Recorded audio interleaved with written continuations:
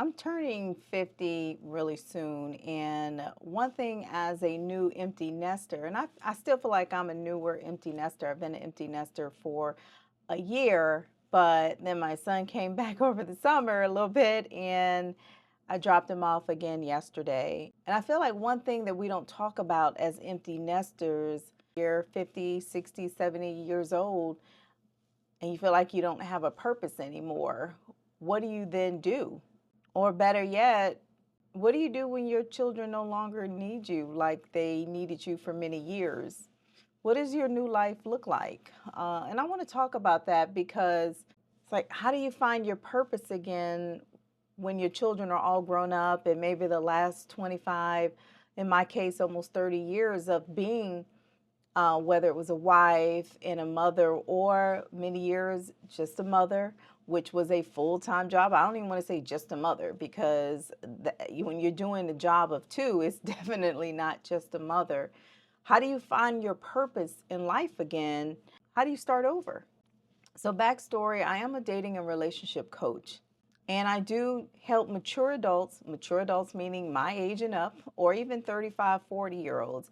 I help them with their love lives. Now, being a dating and relationship coach does not mean that my love life is perfect. I see a lot of my clients dealing with the same things, of course, that I deal with because I am of the age and I honestly have a lot of the same life events that are going on in my life. I see them dealing with bouts of loneliness.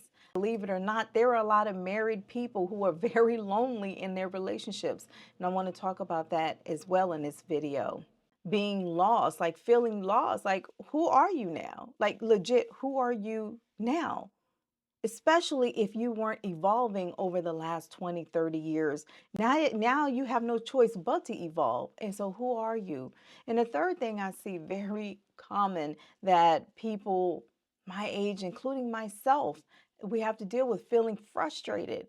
We're frustrated because we're realizing that we have more days behind us than we do ahead of us. I'm assuming you're watching this video because you're very much so interested in redefining a new life for you. For informational purposes, I have raised three sons. I was married for many years. I got divorced. And then as the years went on, each child then moved out of the house. I became an official empty nester and I was left with the family dog. So when it comes to redefining your life, for me, after I got divorced and as each child moved out, it became real to me that I didn't want to do life alone. I'll be honest, I didn't want to do life alone. So I started going out on a bunch of dates, a bunch, a few hundred dates with a whole lot of men. And as I was going on these dates, I realized this, I had some internal work to do. I didn't realize how much internal work that I had to do, but dang it, I had a whole lot of internal work to do. So then I started working on myself and my issues, which included having an avoidant attachment style, dealing with an imbalance of having a lot of masculine energy. Because if you're a single mom and you're raising children, and those children have left the nest, and you did it all by yourself, you did it alone for many years. There's no way in the world you didn't become hyper independent. Thus, as they term it, I didn't term it this. They term it as masculine women, and we take on that dominant energy, right? Because you're the leader in your house. And my piss pot poor communication. I worked on all these skills for several years. It helped me because I'm able to help others in those situations. But while I was going through all of that, I can sit here and tell you, I dealt with feeling lonely. I dealt with feeling lost, no sense of purpose. Like, who am I now? And I also dealt with feeling very frustrated with my life. This wasn't the life plan that I had. I thought I was going to get, have 2.2 kids, white picket fence, get married, have this harmony and love in my home, and then my kids will all graduate, and then my husband and I would travel the world together, and we would retire early on the beach somewhere. But I was very frustrated, like that did not happen. So I want to share some tips of how I've helped my clients and how I've even helped myself, how to feel less lonely, how to feel less frustrated, how to feel less lost. Because let me tell you, loneliness is a real thing.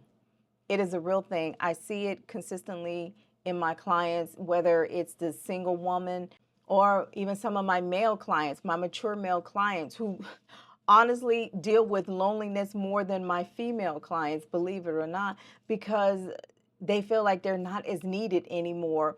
Today's woman is doing it all. She's got a career, she makes her own money, she has her own house, she has her own car. She's able to do a lot more than she was able to do 50 years ago.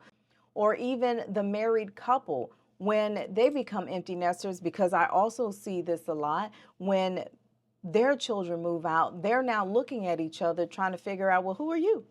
Who are you? Because for the last 25 years, all the conversations we've ever had was about the kids.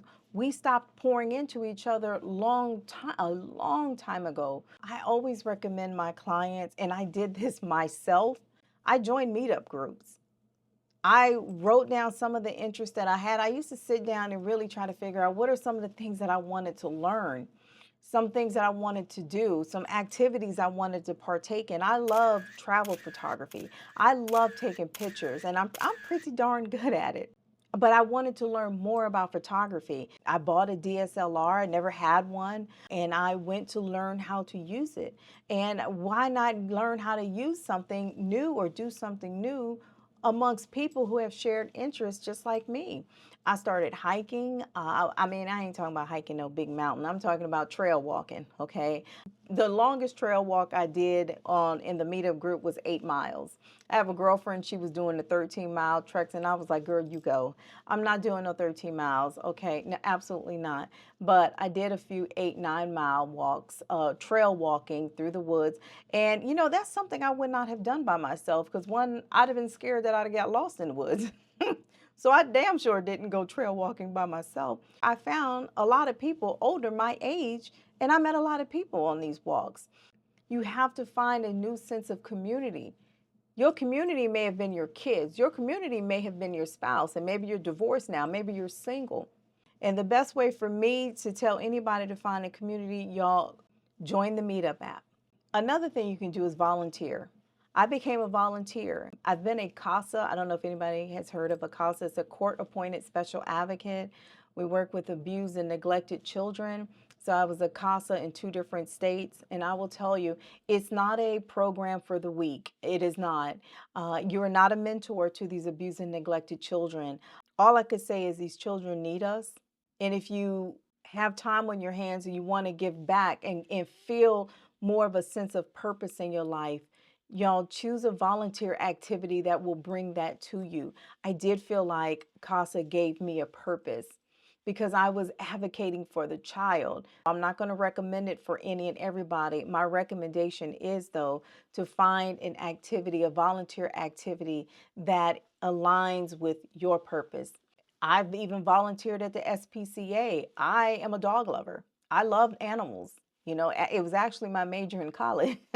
There's horse farms you can volunteer at, but either way, you have to find something that's going to bring you joy and give you a sense of purpose of waking up every morning and say, you know what, I have to serve my community. I don't know if anyone has seen that Netflix special when they talk about living to over 100 years old. And one thing that was common besides diet and exercise, the third thing was a sense of community. So if you want to fulfill a purpose, have a purpose, find a purpose, and find joy in your life, you have got to find your own community. That could be getting with your girlfriends or guy friends once a month, go golfing, learn how to golf, go to paint classes. It could be anything. Once you stop living in your purpose, life starts to go by even faster. You got to look forward to something every day, right? Before, for me, it was okay, not that I looked forward to going to practice and games every day, but I had to get up and I had to do it every single day. Go to work, cook dinner, a lot of times, which was in the car, get my kids here, get my kids there. Again, all my sons were athletic, so I was constantly on the go. Don't go from I'm busy, I'm busy, I'm busy. And I'm not saying I have an equally busy life, but you can't go from doing all these things to now I'm just going to sit here and watch reruns of Oprah all day long. Another thing you have to do, y'all have to be intentional. You have to be intentional. Get an accountability partner. That's what coaching really is. I hold my clients accountable, but it's so important to get someone that holds you accountable. You have to wake up every day and choose you. Because if you don't choose yourself, who else will? Another tip that I would share, y'all, please commit to trying something new, especially if you are a married couple or you're in a partnership. If you want to continue or create the intimacy and the closeness in your relationship, or if you want to reconnect with your partner, it is more imperative for you to try something new with your partner. This is how you grow closer together, by trying new things together, not just new for one partner, but new for the both of you.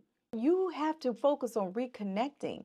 If you're single, you have to find yourself again, because you were mom, you were whomever, employee of the week, who knows what that role was for you for many, many years. So redefining your life means, y'all, try something new. Don't waste time by not being intentional. Maybe work on a skill set. Maybe you've always wanted to, especially for me, I've always wanted to learn Mandarin.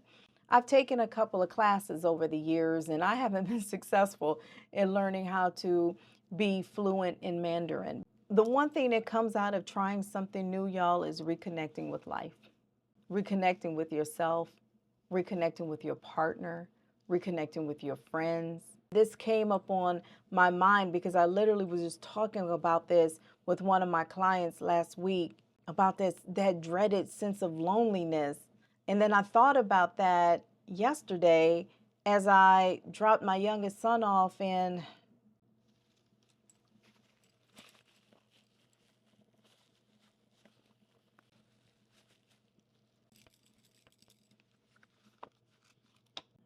like I was saying, like when I dropped him off, it just reminded me of, I did a video last year about the emptiness feeling. It just brought all those feelings back. And also talking to one of my male clients who's my age, who's also dealing with that sense of redefining his purpose and the loneliness feeling that I was talking about earlier. I just felt it in my heart to do this video because I know that I'm not alone. He's not alone. It's a lot of us out here that are feeling like this. And I don't want us to feel like this. I want us to get out here. It's a beautiful day here today. I want us all to get out here and start living the life that we have. Let's not count the days, but let's make our days count. I've been in a relationship now for the last 3 years. The greatest thing that brings me joy today now is traveling. I love to travel. And if you're trying to reconnect with life, if you're trying to reconnect with yourself, whether that's solo traveling, traveling with your partner, there's nothing like that sense of adventure. I'd rather put my money to experiences than to me to buy a new TV, me buy some new shoes, a new purse. But if that's what brings you joy, then go do it.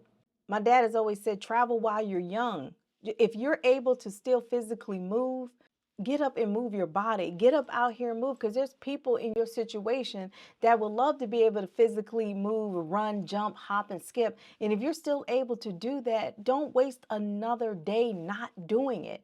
Now, again, I typically talk about whether it's avoidant attachment styles or masculine and feminine energy. And I still talk about that because the quality of your life is going to be determined by the quality of your relationships.